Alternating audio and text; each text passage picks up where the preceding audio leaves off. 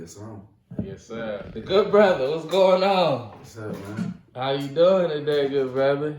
I'm doing great now. I'm doing great now. Oh man, how long have I been knowing you?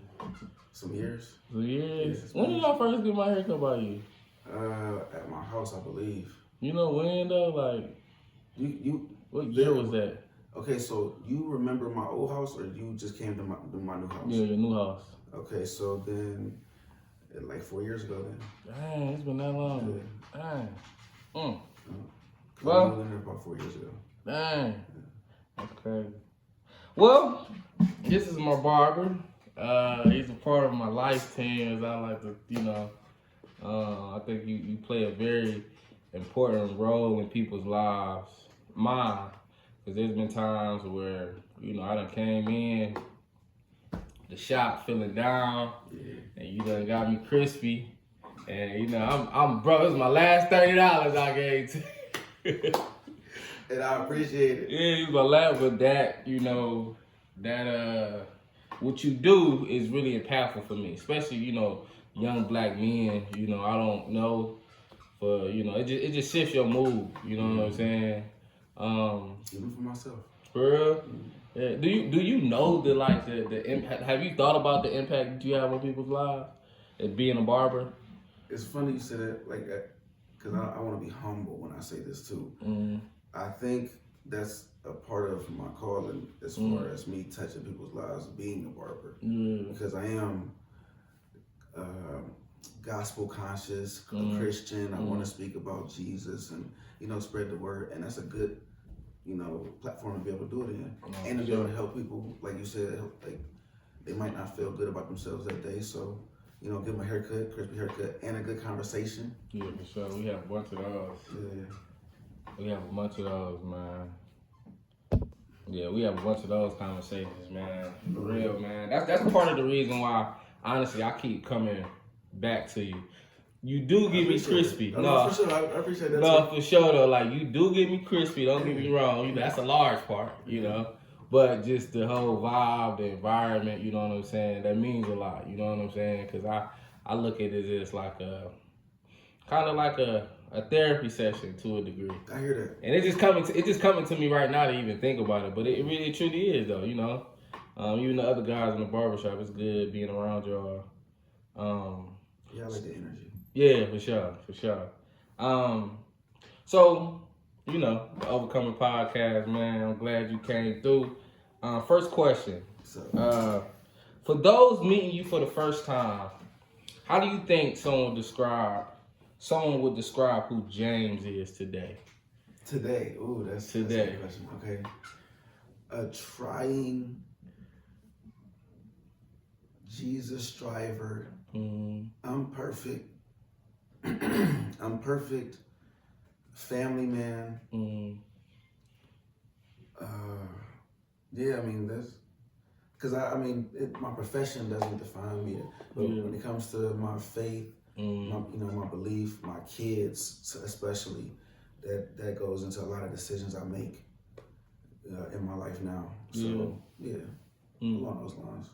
No, that's real. It's something along those. It's something along those. There's probably a lot more. But it's definitely. I was gonna say. Along those lines. I was literally about to say it was definitely a lot more. Cause like, bro, like I'm gonna be honest, like some of the conversations that we done had, I be kind of floored off of the things that you done been through and got through, bro. Like you would only never. God, man. Only God, bro. Only God. For like, sure. And I'm so glad that you don't look like what you done been through, bro. Me too. Bruh, if you look like what you've been through, how would you look? Yo, beat up. Man. Beat up. So speaking of that, like, so what do you think the parts of your past shaped you the most? But it doesn't define you anymore though. Like what key components of your past, like, Oh yeah, that's easy. That's an easy explanation. It's prison, jail. Having to be away from the world and specifically my family, but yeah, the world. Like I had to be away from everything I knew to be confined in different times. Mind you, it wasn't like I was just in jail at one time for all these years, but in different parts of time in my life, I've spent time in jail. And those times, mainly when I was a kid, I was 17 years old. I went to prison. I went to juvenile prison. I went to prison. I spent 2 years and 3 months there. It's 27 months. You sound like you went to prison. 27 months. 27 months. And it's so crazy because I went there only receiving a year, bro. I was supposed to have a year in prison and then get out. But my whole thing was, even before that, I thought I was going to have probation. My first time ever being in trouble. I didn't even think I should have been in trouble because of the circumstance of the situation. And yeah, man, it ended up having, instead of being 12 months that year, it turned into 27 months. That was a crazy experience. But it definitely helped mold me into something other what I thought I was gonna be. I'll tell you that. So in that situation, like, what do you think, like, one of the hard, because I never been to prison. I did 45 minutes in Lakewood. I don't encourage anyone to go to jail. I've never been to prison at all. But like, you know, I think it's something so, to a degree, this may sound crazy to you, but I think going to prison can be an amazing opportunity for a lot of people. It can be. It can be. I know a lot of men that I've came up with that went to prison, and I truly believe that, like, that was the best thing that could have happened to them. Yeah. You know. But speaking of prison, like, in your time, what was the hardest lesson you had to learn while you were incarcerated? Life goes on. Man. Without you being present at all, life is still gonna go. Period. No matter how you feel, no matter what you've been thinking about, life goes on. And the crazy thing about life going on, life stands still for you. So, I'm 17 years old, going in prison, going to juvenile prison. I get out a week before my 20th birthday. I'm not 20 years old. I'm 17. I'm a 17-year-old kid that's 20 now. That's what I heard too. So that's what I heard too. Yeah, man.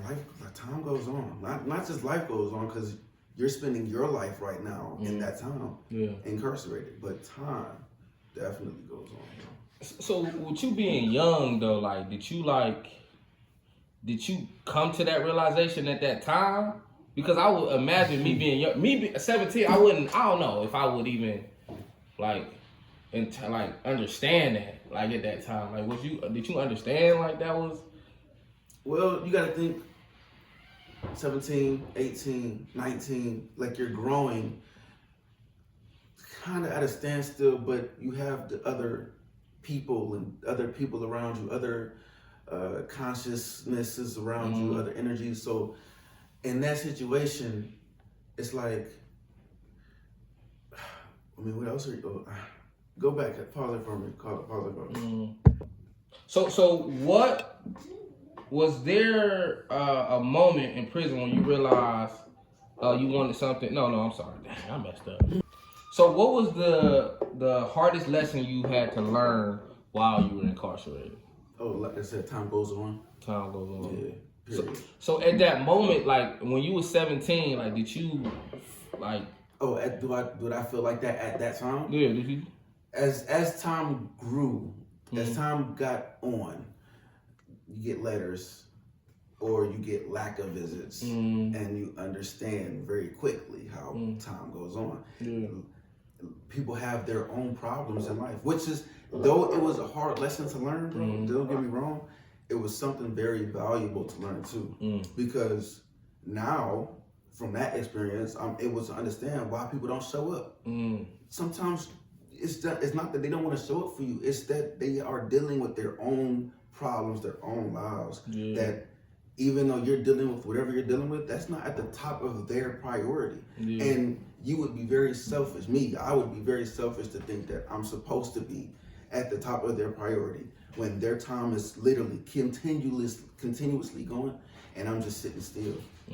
That's very, very selfish of me. So how did you respond to that though at first? Like, were you angry? Were you, like, how did you respond to that?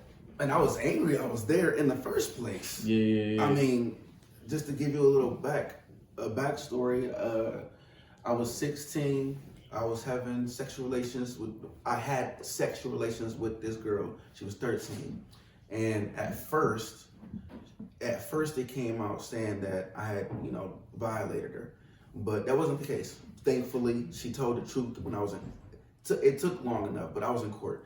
But she did come out and tell the truth, and her mom tried to be on the defense side with me, but the state picked up the case, so there was nothing that she could do. But she did try to fight with me though, once she found out the truth, which I'm grateful for. Just that she knew the truth. That's all I really cared about, was that at least she and her family knew that I didn't take nothing from nobody, and the circumstances of the situation was just bad for me, I guess so. But I mean, I don't hold nothing against her or her family, nothing like that. Twisted a little. Yeah. I dated her. After we were grown ups. Straight up? When we were adults, I did date her. Really? Wow, I know. You ain't tell me that. I know. I'm telling you now. So whoa, bro. I did. When we were adults, I dated her. Because again, it was an understanding that it wasn't like she knew what was going to happen. She was 13, I was 16. At the end of the day, I could have or should have known better, and that's not what I did. That's not what happened. But it's just like, listen, man, can't be sour about it. I mean, I did learn from it. I learned a lot about myself. I learned a lot about other people too, motives, intentions. And again, like I said, time goes on for the people on the outside, for life, period. Not just because I'm incarcerated, but regardless of whether I'm in school or I'm at work or whatever, like life is going on for everybody, man. What did you learn about yourself, though? Oh, that I'm really impatient and that I'm not as tough as I thought I was. For real. Yeah. I mean, I don't be walking around here like I'm a tough guy. I'm a tough guy, but I stand on my 10 toes. Yeah. But when you get to jail or prison, regardless if it's a juvenile or being in an adult prison, that's woof. You'll understand what tough really is when you see people who really don't care of consequences. They don't care about their future. Their understanding is that one moment that's just what it is. After it's 10 minutes, it doesn't matter what happens after this 10 minutes. I can't be dealing with people like that. No, for real. That's tough. I'm not. If you want to talk about tough, I'm not tough. I care about what happens in the next 10 minutes, the next year, the next 10 years. Some people don't care, bro. And that's scary. You telling me? That's scary. Like, even in the real world, like that's scary. Dealing with people who don't care about the consequences or don't fear or have a care about the future at all, it's a dangerous person to go against. That is. I don't recommend it. Wow. But God, I'm telling you. It's only that I'm sitting here right now, like you said, I don't look like what I've been through because God was with me the whole way. So you said, but God. Speaking of God, that's a good man. How would you describe your relationship with God today compared to earlier in your life? Oh, understanding. I don't have complete understanding of God, but I have an understanding of my belief, my faith. And before, when I was younger, it was easy to mess up and just be down and fall and just be like, you know what? Well, it's already this far. I might as well just keep on going. I'm now at a maturity in my spirituality, in my faith, that if I do mess up, it's not the end of the world when it comes to my reaction afterwards, how I respond to it. Get myself back up, man. You know what I'm saying? Like, get refocused into what I'm trying to do, not just for me, but for God in the first place. That's really it. How does God help you, though? Because I think for the people that's looking, I think it's important because I believe, especially in America, I was just talking to Dee earlier about the state of religion in the kingdom of God, like in America. Okay. We're at a very unique place right now. A really bad place. Yeah, I tried to be gracious. I know, but we at a unique place, being real. You know, I battle with it. You know what I'm saying? Especially with church right now, just being transparent. And ultimately that can kind of like compromise my belief in God. Yeah. So how do you stay grounded in God though? How does that look for you? Because I think it's important, you know, for the people watching to understand that and see the value in that. So my question is, how do you stay grounded in God, and what's the value in doing that for you? Okay. Yeah, for you. All right. Yeah. All right. So, how would you describe your relationship with God today compared to earlier in your life? Okay. More mature. Mm. Very, very conscious about my decisions when it comes to God. Mm.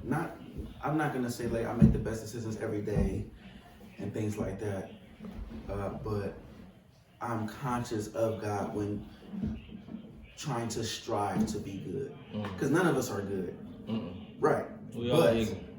But we can strive to be that. Yeah, for sure. So, you know, my striving now is more serious, more mature. Though I mess up daily, I'm conscious now, I'm convicted, I'm trying to do better. Yeah. Versus me just believing in Jesus or me believing in God, and I'm just gonna do what I want to do anyway. Yeah. Though when you mess up, that is technically, it's not a mess up. You're literally technically just doing what you want to do.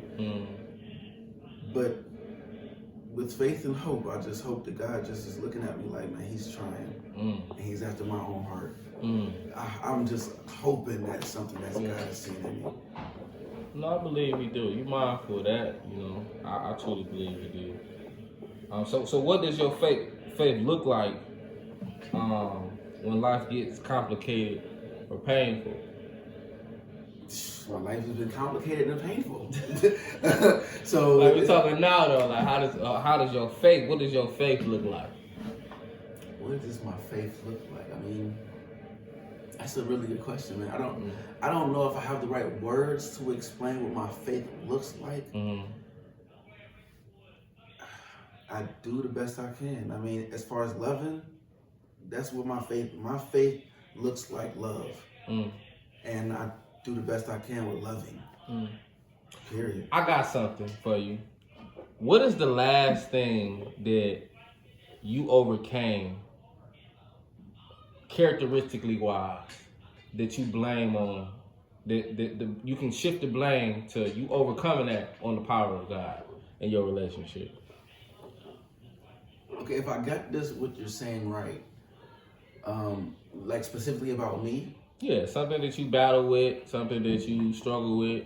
You know, it could have been 5 years ago, whatever the case may be. But what's something that you overcame, you got better at because of your faith in God? This is gonna be really personal. So, the relationship with my kid's mom. Okay. Like, and this is in no way, in shape or form, an opportunity for me to blast her or put her out, talk about her down or put her on her bush, something like that. But the relationship that we have, or had and have, isn't something that I don't think anybody would be like, this is the ideal thing for me. This is the ideal thing for her. I don't think that in any means. So how we interact isn't ideal, but I'm able to handle that. The way we speak, or lack of speaking, is not how I want it to be, but I get through it. And she's a great mom. Our relationship just isn't great, but God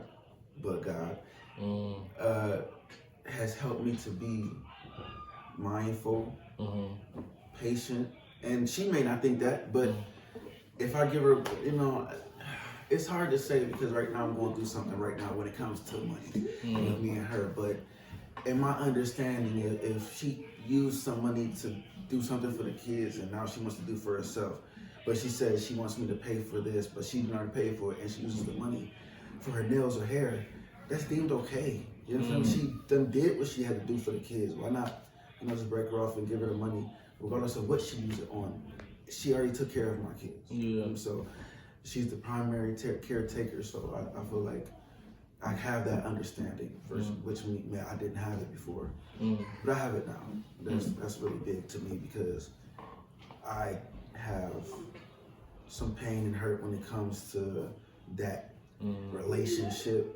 We ain't gonna go too far into it, but some pain and hurt when it comes to that relationship, and I have to deal with her better than what I think she would want or is able to deal with me. No matter how she reacts or interacts with me. Yeah. That's a big step, man. That's real. So you were married and divorced? Married and to divorced. Her? Yes. Married and divorced to her? She's the mother of my children. Yes. So, both my kids. So what would be some piece of advice, and we're going to dive into that marriage, divorce, and the emotional healing in that whole thing, because I think that's something that a lot of people go through. Very common thing. Yeah. So what is some advice you would give to a young man that is going through that transition of,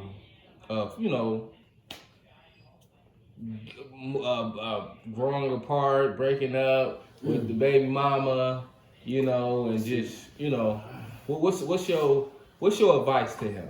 Okay. What's your advice to James, Lil James, when y'all first got, what's your advice? Like, what would you tell him? So it's different advice for different situations. The first thing I would tell myself is literally something that people been saying: don't have sex until you get married.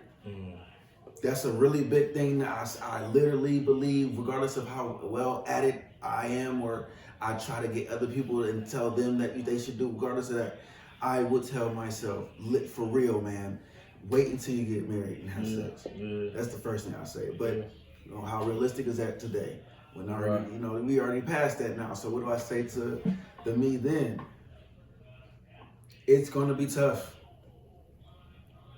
But if you're going to do this, and your mind is made up in doing it, stand by what it is that you're saying that you're doing, because it's not a contract between you and her or you and the government.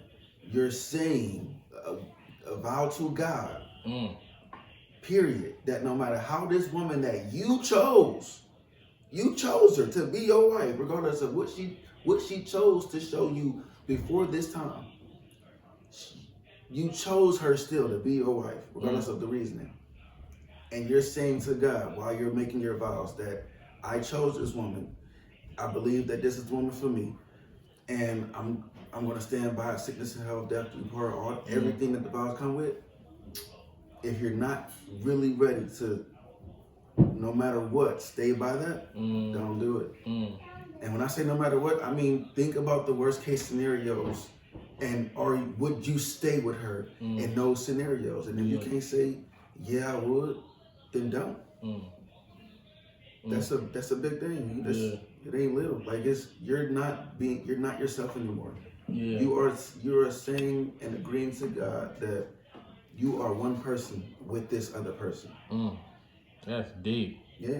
It's almost as deep as understanding the persons of God. God the Father, God the Son, God the Holy Spirit. 3 persons, but it's one God. Yeah, you're 2 people, but now you're one.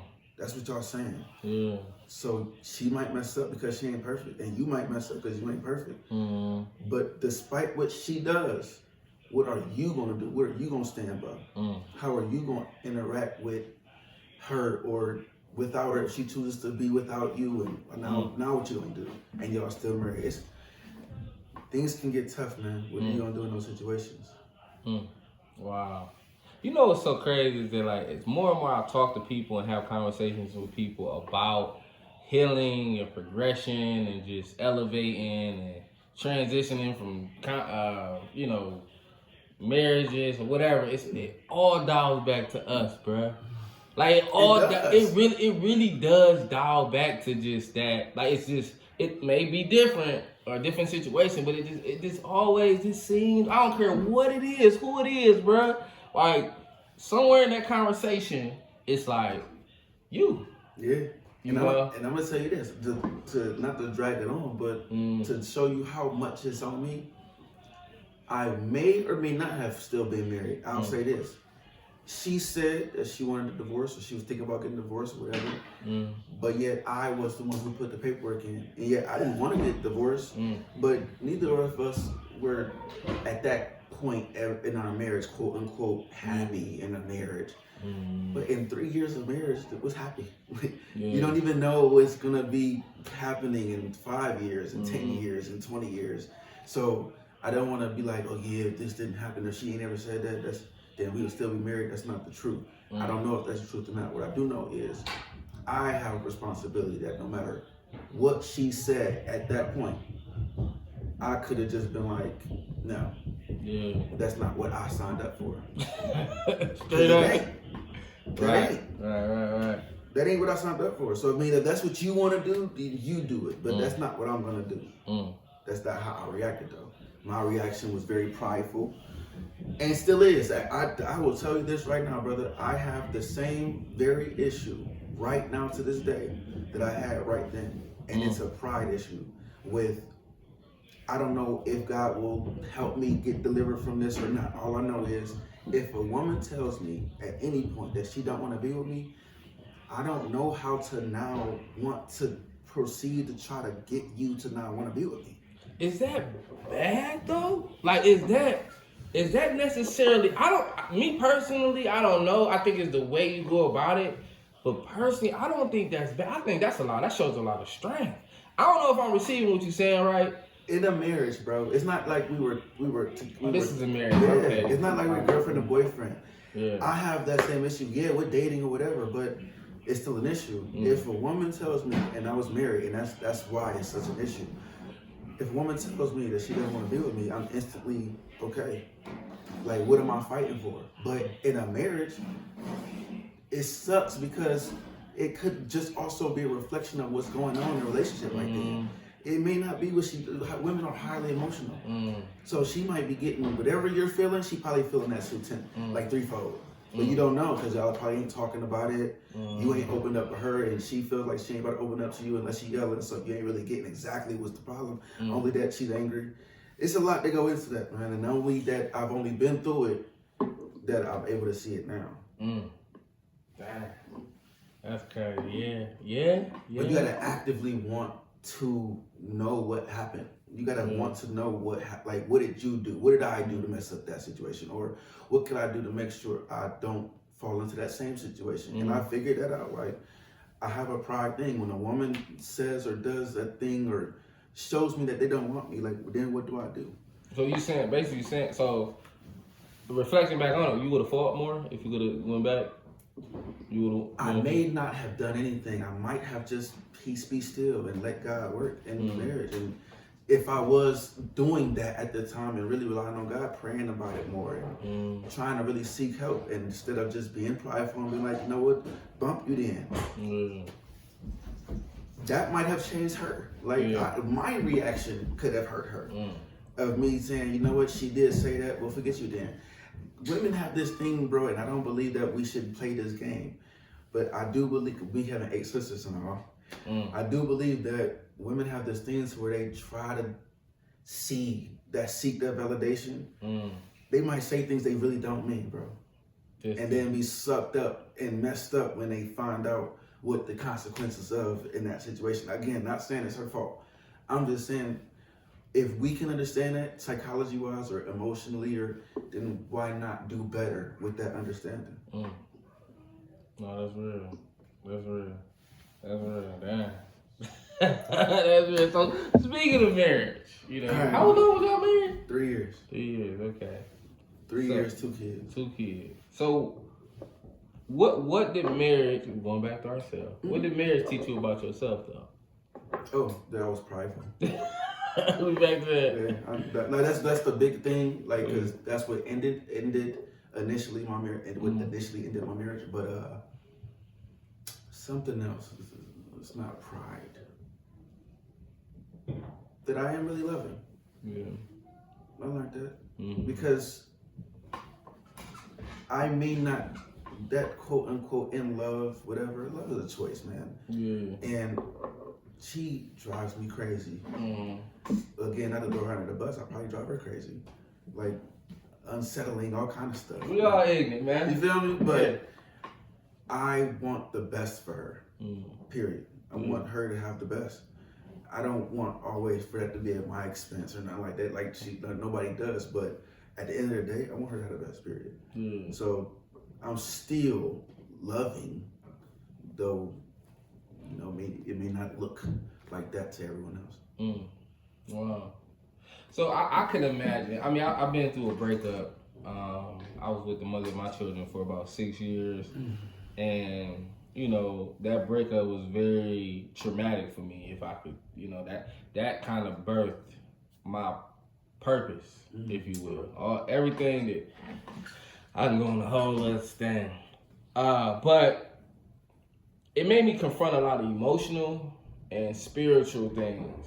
What did your divorce? Because man, bro, like people don't understand like how painful. Like, what are some of those things that you had to confront, and how did you get through those things?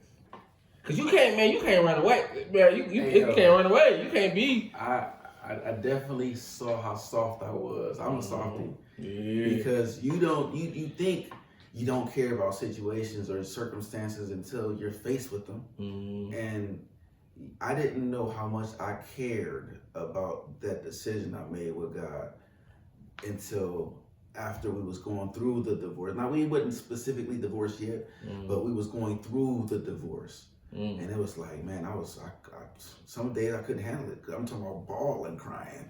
And not even that, and I'll be I'll be totally 100% honest. It wasn't necessarily all the time not all the time, because again, I do love her. It's not all the time that I was thinking about our relationship. I was thinking about why I did it. I got married in the first place because I wanted my kids to have their parents in the household together. Never a good reason. I know. I know. I go through a little thing with that one. You feel me? Like, so it's that part. That's yeah. So how did you heal though? Well, let me ask you, are you healed from that? I'm healed. Because how long you been divorced? I'm sorry. Oh, I got divorced when I was 26, and I'll be 38 in April. Okay, so it's been over a decade. So, but are you healed though from that divorce though? You know what? I don't know how to answer that. I mean, I would not know how to answer that. I think I'm healed. I feel like I'm healed. Who's to say? I mean, what does it look like if I wasn't? Yeah. So I don't know. Maybe you'll have hair if you. That is a good one. That's a good one. Keep that in there. That's a good one. Keep that in there. No, but cause man, bro, like I relate to you, bro. I didn't go to the lengths of marriage, but man, like at that stuff, it's on both ends too. You know what I'm saying? Like I look at like breaking up with people and divorcing people. I was cutting hair, being a barber. Yeah, that's good. That's good. Yeah, so going back to that, just I look at it as losing somebody. You know what I'm saying? Because you're grieving. Yeah. You know what I mean? Like that's tough. Like, so what would be your advice to somebody right now who's navigating heartbreak or separation right now with their wife, girlfriend, Yeah, let God be who heals you through the morning. Yeah. The grief. It's so easy to say, but pray. Like literally stay in prayer. It's soothing. It has a sense of, having, consoling, being consoled. Being consoled. Yeah. You know what I'm saying? Like, so that definitely helps. I think everyone should do that if they're going through that, because like you said, it is like grieving. Yeah. It's like mourning. So that being the top of the thing, that top of the list, and if it's over and it's an ex, don't try to get back in contact with them. If it's really over, you know what I'm saying? If it's over, I'm talking about not a marriage, not a marriage. But if you're talking about boyfriend, girlfriend, like if you see, that's the biggest thing I say. If you see that this person is just not evenly yoked with you, you're not evenly yoked with that person. If this person doesn't meet the check marks that you have set for who you want to spend your life with and why, like then let it be, and let that be how you heal. Because with time you do heal. Yeah. With time, wounds do heal, bro. Yeah, for sure. You know, and if it ain't healed, it's just ain't enough time for that to be healed yet. But with time, things do heal, bro. So give it time. Oh, that's real. That's a subject, man. That's a real subject. You know, just about because a lot of it has. I've seen a lot of men broken for forever over there, bro. So a lot of people don't never recover. Like my grandmother, just being transparent, bro. Like it's been told, I've never been confirmed, but I believe it. My grandmother, she died when she was 47, and they said that she died from a broken heart because her ex-husband left her for another woman, and after that, her health, her mind just went downhill. I mean, she had dementia at 40. It was bad, but a lot of people believe because of that breakup was so hard on her, she just never recovered. You know what I'm saying? And that stuff real, man. The heart is very important to who you are, bro. Yeah. Like that, you feeling things, your emotions. That's a really big part of, and I mean, it shouldn't be because you're supposed to be thinking about the things you do, but I mean, it is a really big part of who we are, and what we do and why we do them. So, I know that there's, matter of fact, I know of a situation like that for sure in Asia a long time ago that is similar. One of the people died, one of the couples died. So right after that, because of the heartbreak, the other person died too. So scientifically, I guess it's real. It's real, man. It's real. That was some good advice, though, man. So one thing I admire about you, your father style. I don't even know if that's I respect it. I view you as a very disciplined and loving father to your children. Appreciate that. Yeah, for sure. I appreciate that. I was very impressed, especially I'm a young father, but I was very impressed on how respectful your children are. You know what I'm saying? Around. Even though, your son, he beat me disrespectfully in 2K with no remorse. No prisoners, bro. No prisoners. But just the whole, I respect it, man. And I applaud you for that, bro. For real. Because they need that. Our children need that. And I'm tapping into my discipline more and more every day. I see how important it is. Man, all that. Glory to God, man. No, for real. Because all that, I saw parenting, there's a time and place for that. There's a time and place for that. But as a father, how has being a father shaped your purpose in your life? Okay. First, I want to say shout outs to their mom, because they got to be any type of thing just because of what I'm doing. Oh, yeah, for sure. You know what I'm saying? So it takes two for that. So I appreciate their mom being a good mom and a great mom and being the person I can depend on to take care of my kids. You feel me? So go back to your question now. I just want to make sure I got that out. Yeah, for sure, man. So how has being a father shaped your purpose?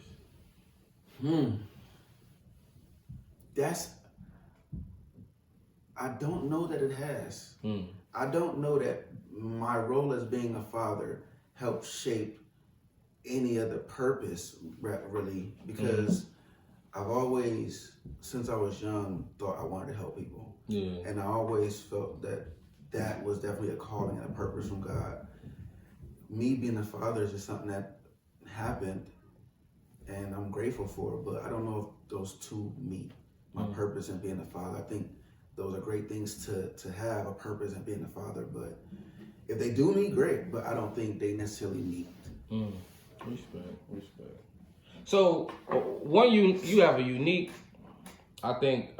dynamic in your father-child relationship. So, your daughter, she identifies with the LGBTQ community, she does. Correct? Yeah. She does. So, she's not ashamed. I'm not ashamed of my daughter neither. So right. And people talk about that. I've had conversations with people, even bringing my kids, what if your kid was? I don't know how I would react. Right? You know, I don't know. I really don't know. You know what I'm saying? So how was that? How was that for you at first? The emotional part, when your daughter shared her, identity with you. So I'm feeling different and thinking differently now than when she first told me. And even when she was first born. When she was first born, I thought if she liked girls or was gay or identified as gay, being in that community, that would be better off because now I ain't got to worry about beating up some boy and that whole thing, that whole stereotypical thing.